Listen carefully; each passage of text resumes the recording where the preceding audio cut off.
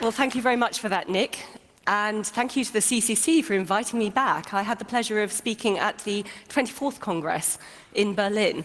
So all I can say is the CCC must be a sucker for punishment to want me to speak again.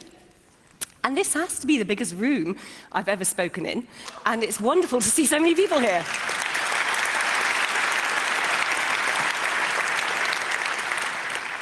But you know the old adage, size isn't everything, it's what you do with it. So let's see what we can do now in very limited time. As Nick said, I used to work as a British intelligence officer for the UK Domestic Security Service, MI5. This was back in the Jurassic era, in the mid and to late 1990s. And I and my former partner, a man called David Shaler, were there for about 6 years each. And then we resigned in order to blow the whistle. In fact, I would suggest that in that analog age, we were sort of whistleblower 1.0. And what we're seeing now is the fruits of our labors with wonderful people like Edward Snowden coming forth and changing the global debate around what is proportionate about surveillance, intelligence, and democracy. So that's why we're here to celebrate, I think. Just to recap...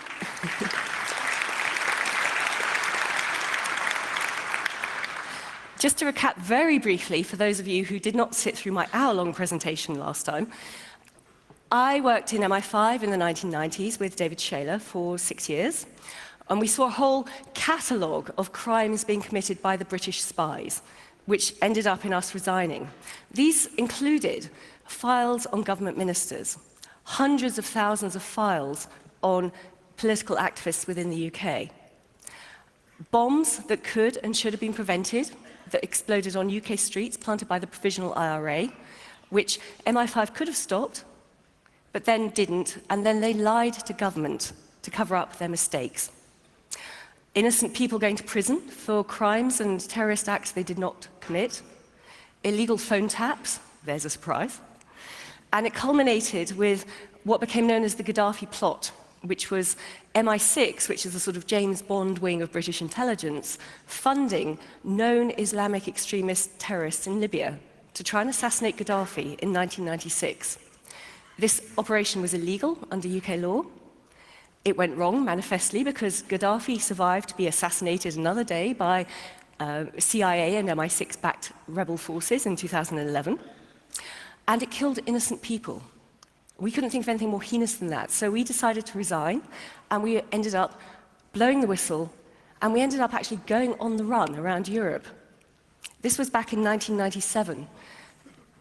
We had to go on the run literally for a month with MI5 on our heels. We had to live in hiding in a remote French farmhouse for a year. David had to live in French exile for 3 years. He could not return to the UK. And he went to prison not once but twice. First of all, in 1998, when the British government tried but failed to extradite him from France to stand trial for a breach of the Official Secrets Act. And then in 2000, he returned voluntarily to the UK to stand trial, and of course then ended up imprisoned, found guilty, and he was sent to prison again. So he paid a very high price for his whistleblowing activities. I paid a very high price for our whistleblowing activities, and lots of people around us did as well, because our friends, our family, student activist supporters, and even journalists were arrested, and in some cases convicted, for reporting or supporting this kind of work. But this is ancient history. I mean, this was way back in the 1990s, where even cryptome was a mere twinkle in John Young's eyes, although if you go on the site, you will find a lot of documents still from the Shaler whistleblowing years. But one thing I learned from that, or a couple of things, key things I learned from that, was one, how the media can be controlled. It can be spun by the intelligence agencies, even more than our government spin machine. And two, the value of privacy. Because during those years, and subsequently too, I still have my paranoid moments, during those years, we knew that we were being investigated by the spies. We knew that our communications were being intercepted. We'd been on the inside, we knew how they did it. So we knew our emails were not safe, we knew that our telephones weren't safe, we knew as well that there was a high probability that there were property bugs planted in our home even in our bedroom, where they could listen to everything. We also found out subsequently as well that some of our friends had been pressured by the secret police in the UK to report on us. So this is what it's like to live without privacy. This is what it's like to live under a Stasi state, a secret police or totalitarian regime. And we had it early, because we did something rather weird, rather extraordinary. We blew the whistle, we went on the run. We sort of expected that pushback. It does not mean it's easy to live with. It's incredibly corrosive to the human spirit to think that everything you say, everything you do, even if you just want to have a private conversation with your mother, is being listened to by some grey person in a grey office. And you begin to self-censor. You begin to worry about what you're looking at on the internet. You begin to worry about what you're saying, what you might be giving away inadvertently by talking about your private life, your social life. And that's what we had to live through. So roll forward now, of course, and now we all know that we are being listened to and watched and surveyed in an amazingly panopticon manner, way worse than we faced back in the 1990s. So this is why I continue to fight for privacy. This is why I continue to campaign against this mission creep of the intelligence services. However, this talk originally was pitched as a For Wars talk, which may seem a little tangential, but bear with me. This is something I began to gestate, to cogitate about in the last year, because one of my hats, one of the jobs I have, is to work as the European Director of an organization called Law Enforcement Against Prohibition, which is a bunch of police officers, judges, prison governors, intelligence officers, you name it, lawyers, who all say, through our professional experience, we know that the war on drugs has failed, and we know it for these reasons. So what I want to quickly scoot through are what I call my 4 wars, and they are wars on concepts. This is what we're facing. So it's the war on drugs, the war on terror, the war on the internet, of which you are all expert, and of course the war now on whistleblowers. And how do they all link in my strange mind, my little paranoid mind? I'll explain. I see these all as a basic attempt to subvert the basic freedoms we, in the West particularly, have fought for and spilled our blood for and died for over the last 500 or 600 years in our Western countries, to fight for the Universal Declaration of Human Rights, to fight for the basic concept of rights, so that we cannot be extrajudicially murdered, we cannot be kidnapped and tortured and disappeared, we cannot be stifled, our freedom of expression is enshrined, our freedom of privacy is enshrined. So what we're looking at now, I think, over the last 50 years or so, is a concerted pushback against those freedoms. The Universal Declaration of Human Rights came into being in 1948 as a direct result, a direct pushback to the horrors of World War II. And ever since then, we have seen what President Eisenhower called the military-industrial complex, pushing back, trying to erode, trying to get rid of these basic rights in their own interests. The war on drugs, I think, is probably the first version of this fight back. And I say this because the aim of the war on drugs, of course, was to create a drug-free world. Drugs are evil, drugs are bad, blah, blah, blah. We have a situation where the war on drugs has been used for 50 years to erode civil liberties across the planet in every country. It becomes a reason to break into people's houses. It becomes a reason to specifically target certain ethnic communities and imprison them disproportionately to, the general population. And it specifically became a reason to intervene, as the US likes euphemistically to call it, into other countries across the planet where they might have other strategic interests, particularly Latin America, and particularly Central Asia, the Middle East, and North Africa. And this trade is worth, estimated, about $500 billion per year. And that is all going into the pockets of not only organized crime cartels, organized criminals, and not only the official criminals in our banking system, who do very well out of it, let's point that out, but also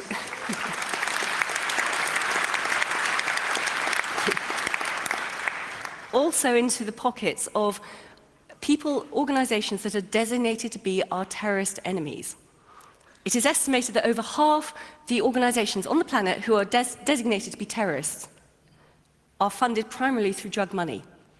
So on the one hand, we prohibit drugs, push the trade underground, it becomes hugely lucrative, and then it creates the war on drugs. And then on the other hand, we want to fight the war on terror, which is fantastic, isn't it? It's a sort of cyclical business model. I mean, some genius somewhere dreamt that up. It's perfect for the military security complex. I mean, even Afghanistan, which we liberated, and they're so grateful and they're so happy 10 years ago, over 10 years ago. They estimate that during the West's occupation, the acreage undergrowth for the poppy has doubled across the country, and strangely, under the British-run areas, it's trebled. And they're going to have a bumper crop this year, so that worked. Anyway, this is a major problem, but I think it is probably going to go away in the next few years. There have been massive steps across Europe in terms of harm reduction. There have been massive steps across Latin America, where many countries are now beginning to legalize certain drug use and tax it and regulate it. And even in America itself, the fountainhead of the war on drugs. Even in America, 2 states now have fully legalized cannabis use, even for fun, hey?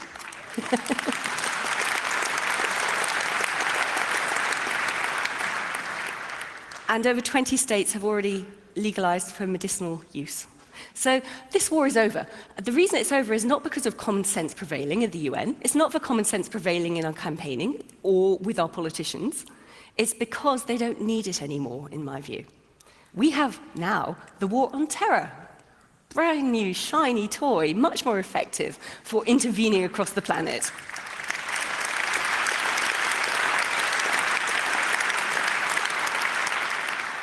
The war on terror, after 9/11, when the intelligence gloves came off, has provided the perfect pretext for eroding all our hard-won civil liberties in all our countries.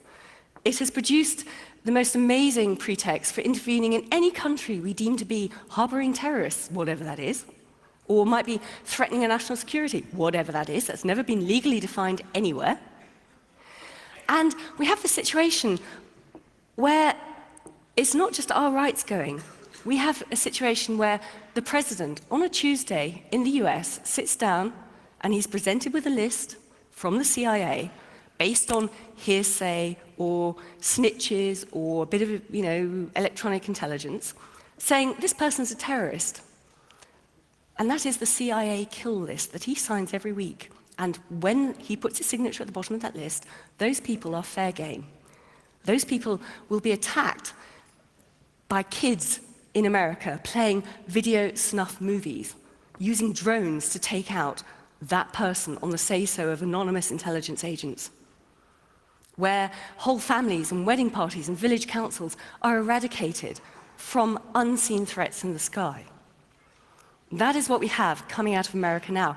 And also the UK, by the way. There is a RAF base in Lincolnshire in the UK that is doing the same thing. This is disgusting.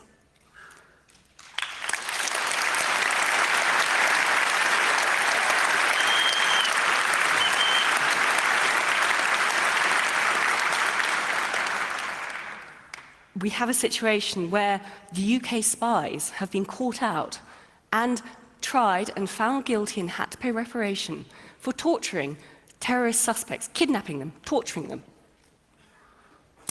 And nobody has been put on trial. Nobody's been held accountable. Nobody has been put in prison for engaging in torture. These might be people I used to work with, go out for dinner with or something. It's just horrible. And they are being covered up for. They're being protected by the establishment. And this is all part of what I see as the growing fascism. Let's not mince words. It's a growing fascism.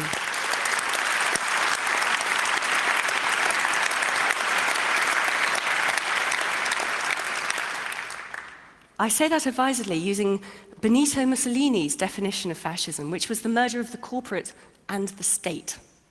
That is precisely what we've seen. That is precisely what we're seeing. You will know better than I about the war on the internet. I don't really need to go into that detail here with this crowd. But the disclosures of Edward Snowden have laid bare the sheer scale and depth and complicity of the corporate side of the internet, as well as the government side of the internet. This is not just about trying to stop the free flow of information, where they can spy on what we send to each other. This is also about trying, of course, with the copyright wars, to stop the free flow of interesting information, because they want to control that information and get us to pay for it. So they've got us in a pincer movement. And the corporate lobbyists, the big corporations, have been laid bare as being complicit with the NSA snooping, as Snowden disclosed very early on. But they also have shown their true colors by trying to push through all these ghastly international trade agreements around the Pacific Rim, across the Atlantic. And we need to be aware of this sheer scale of corporatism. What is going on? How many rights we're losing? The fact that these corporations, these lobbyists, can actually put these proposals in writing and tell our elected representatives, who are supposed to represent our interests as citizens, you sign here. You can't read it, but just rubber stamp it. If that is not a definition of corporatism, if that is not an analogy with what was going on in 1930s Germany, I do not know what is.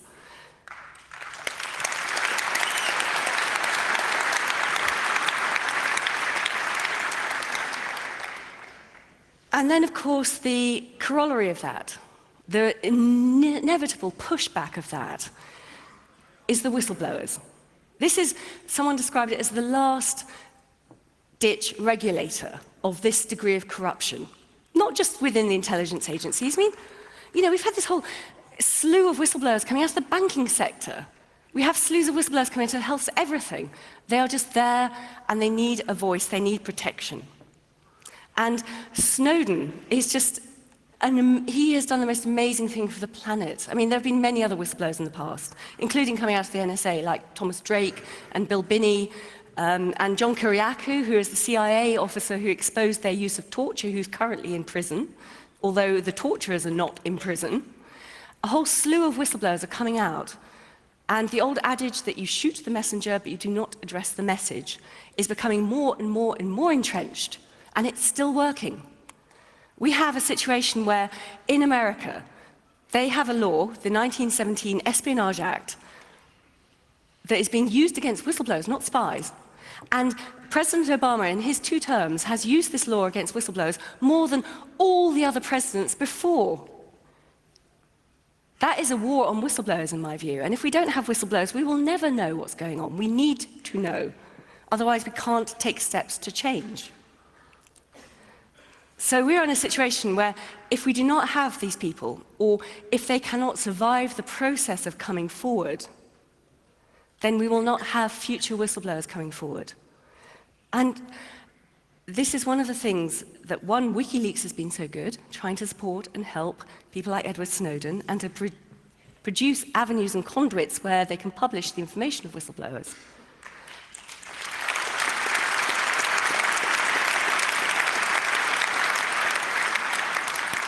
But it's also something that we all need to support, we all need to protect, we all need to encourage future whistleblowers. There is the freesnowden.is website, and you can all donate to his defense fund. I mean, he is not going to not have a few legal fights in his future, shall we say. There are other campaigns, Jeremy Hammond, Julian Assange, John Kiriakou, even Anna Carter. I mean, there's so many of them. We need people who have the courage to stand up and fight. But if the ones who come before are seen to be crushed, are seen not to survive, not only to lose their jobs or face imprisonment, but lose everything, then future potential whistleblowers, and there may be some here, who think, I'm working in this organization, I see this going wrong, as a single person, I can make a difference. One person can make a difference, such a difference as we've seen with Edward Snowden. We need to encourage that. We need to show they can survive the process. Not just survive, but flourish. So what we are now doing is setting up a sort of umbrella protective organization To help,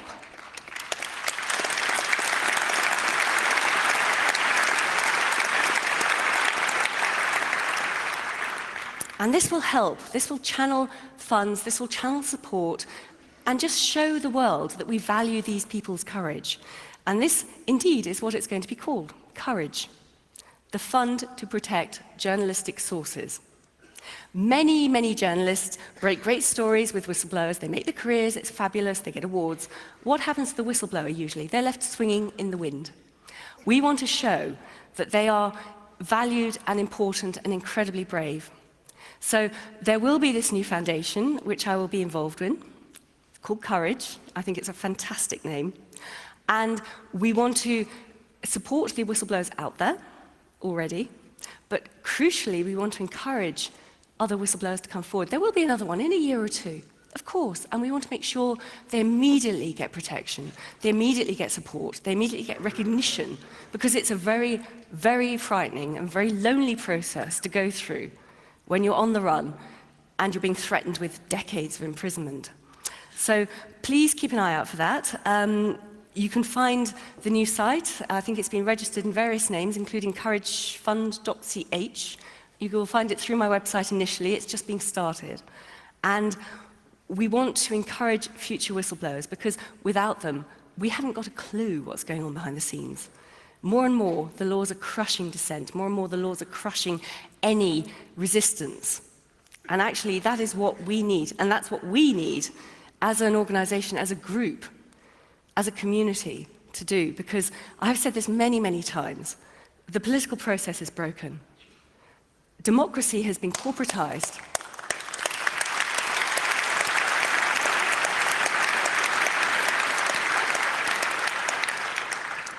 We can't resist in the same way that we used to think we could. You know, civil society, protest groups, whatever.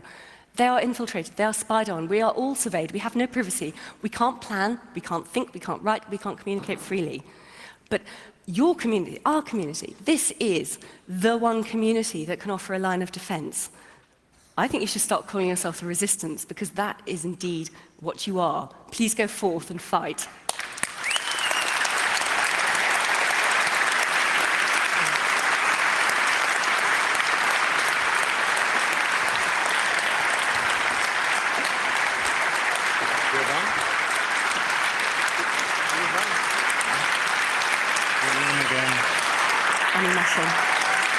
Thank you. Thank you.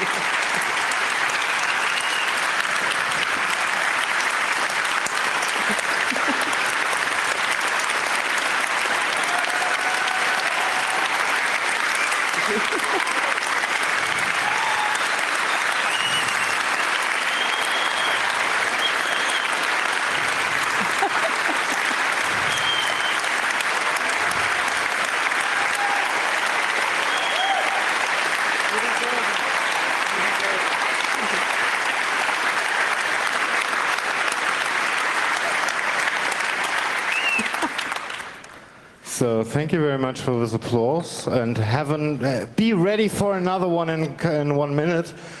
Thank you, Annie, for those. She cut the talks down to 20 minutes. She could tell you a lot more. I'm so sorry you had to cut it, because there was some fuck up I was involved in too. So huge applause again, please. Thank you.